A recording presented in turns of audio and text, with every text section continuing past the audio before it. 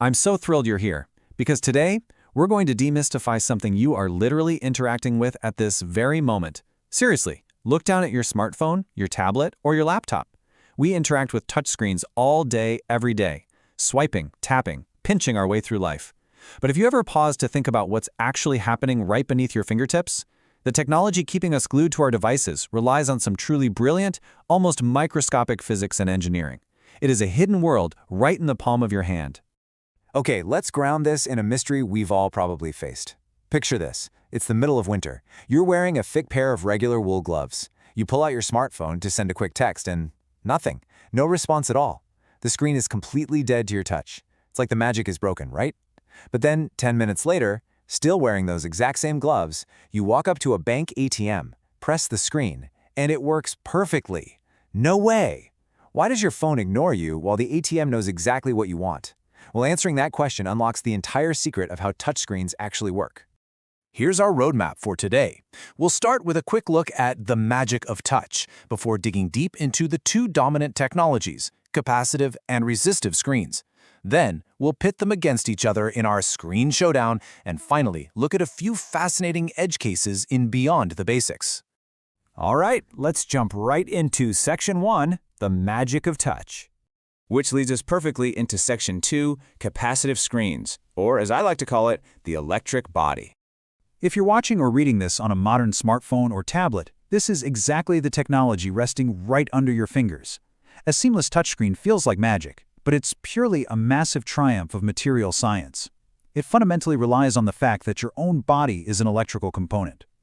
To really get this, we need a quick definition. Capacitance is simply the ability to store an electrical charge. So the crucial point here is that a capacitive screen isn't just a plain piece of glass. It's actually a system designed to hold a tiny, stable electrical charge, just waiting for something to come along and disrupt it. And you guessed it, that something is you. Let's walk through the exact steps of a single tap. First up, the electric field. Beneath the durable glass of your phone is a microscopic, totally transparent layer of conductive material. Usually this is a compound called indium tin oxide. A tiny voltage is constantly applied to this layer, creating a uniform electrostatic field across your entire screen. Second is the human connection. Because your skin is an electrical conductor, the split second your bare finger touches that glass, a tiny, harmless amount of electrical charge actually transfers from the screen into your finger. Third, measuring the drop. Because you literally just stole a tiny bit of electricity, there is a minute drop in the screen's capacitance at that exact physical point. Finally, step 4, sensors at the corners of the screen instantly detect this voltage drop, calculate the exact X and Y coordinates of your little electricity theft, and send that data straight to your phone's processor to open your app. It is absolutely wild to think about that dense, precise grid of electrical charges firing every single time you tap. And this brilliantly illustrates why modern phones feel so incredibly premium. Because capacitive screens map out that dense grid so accurately, they can easily detect multiple points of contact all at once. That's what gives us that seamless multi-touch support, allowing you to pinch, zoom, and use really complex controls in games. Plus, because the top layer is a solid sheet of durable, scratch-resistant glass, it offers super high visual clarity and feels completely rigid and premium to the touch. And hey, this brilliant mechanic perfectly solves our winter glove mystery from earlier. Remember, capacitive screens absolutely require an electrical transfer. Regular wool or leather gloves, they act as insulators. They completely block the electricity from moving from the screen to your conductive skin. The screen quite literally cannot feel you. But those special touchscreen compatible gloves you can buy, they have highly conductive threads woven directly into the fingertips, allowing the electrical circuit to complete right through the fabric. Mystery solved! But wait, what about that ATM?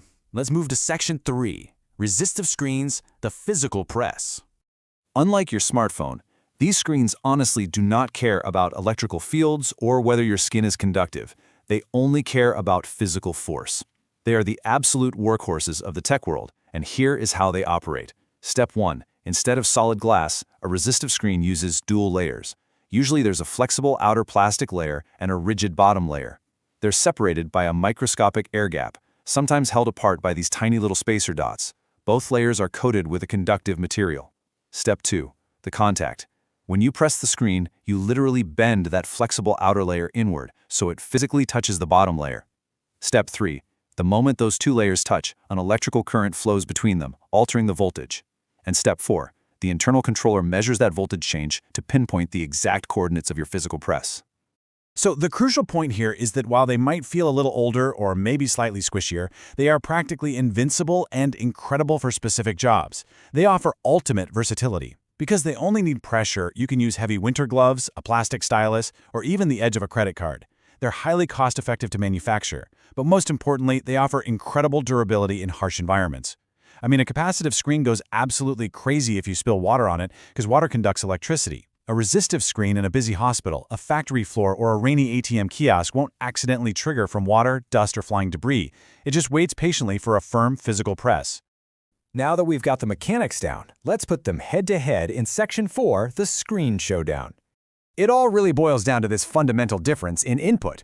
Capacitive relies on the subtle and visible transfer of electrical charge from your skin.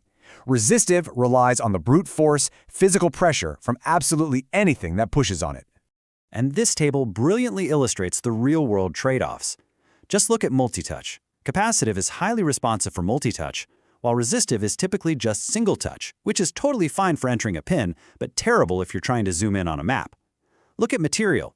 Capacitive gives you that beautiful, durable glass, whereas resistive requires a flexible plastic that is definitely more prone to scratches over time. Finally, clarity. Because capacitive is just clear glass, it looks excellent. Resistive screens usually look slightly blurred or darker because you are physically looking through multiple layers of plastic and microscopic air gaps. So those two pretty much rule the world. But let's check out Section 5, Beyond the Basics, looking at some alternative tech.